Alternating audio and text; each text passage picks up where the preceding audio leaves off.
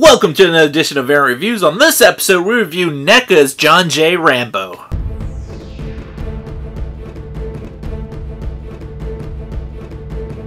Well, alright, for starters, I want to say I gotta thank Paco from City Rockers Apparel. This is actually a figure he gave to me to review, and I really gotta thank him for doing that. Thanks, bud. Now, right off the bat, you can see this guy comes with some cool accessories. Can't wait to get this guy open. On the back is a brief description. Former Green Beret John Rambo is released from prison by the government and is sent on a deadly mission. He must return to the jungles of Vietnam, and document the possible existence of American POWs. What he doesn't know is that he's been set up to fail. What they don't know is that Rambo never fails. No man, no law, no war can stop him. So as most of you guys already know, Rambo is a film series that pretty much stars Sylvester Stallone. Rambo does come with 3 pairs of hands. The first pair is to hold the guns. This other pair you can see is kind of to hold the knife. And I guess this one's a little bit bigger so you can hold the bazooka. And then this one's for the little grenade. I'll just put that right there so you can see it better. Here's a little grenade that Rambo comes with. And it's pretty small, so you can lose this little bugger. But this is what it looks like when you put it on one of the hands here. So I'm not really gonna force it because I got these big old sausage fingers. But yeah, see that there?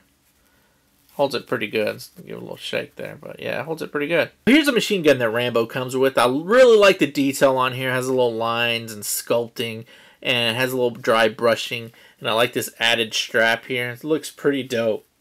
One of the other accessories is this grenade launcher, and I think this is awesome. And yeah, this is Neca, but I would like to see this with some of the Marvel Legends that I have, like a Punisher or Deadpool or something like that. I think this accessory would look kind of cool with them. But I like the little brass detail they have here, and then little buttons here. Looks pretty dope. What would Rambo be without his trusty Rambo knife? Here we go, and yeah, it looks pretty cool. A little nice detail. You could probably use this with other figures, maybe not just Neca ones as well. But yeah, it's real simple. It has this little silvery paint and a black handle here. So here we have Rambo, and at a closer look, you can kind of see the little detail on his face. I'm really not digging the paint job on his eyes. It kind of look like, I don't know, man. It kind of looks like something's wrong with him, like he got some extra chromosome or something. But, I mean, the scarring on his chest, that looks pretty dope. Now, I'm not really digging the flesh tone all too much because it almost feels like in some areas it almost looks transparent. On his back, he has some continued scarring and a little bit of muscles there. On his lower pants, you really can't tell, but it's pretty like a dark green. I'm not sure if you'll be able to see that through the camera, but it does have a little texture to it. And I like this little pouch here for the knife, the little knife holster. I don't know what you call that. And here's a little look at his boots. So that's kind of cool. You see little pockets and stuff here. A closer look, you kind of see that necklace that Asian chick gave him in the movie, which is kind of cool. That little turquoise little dealy there. In the way of articulation, his head does turn all the way around.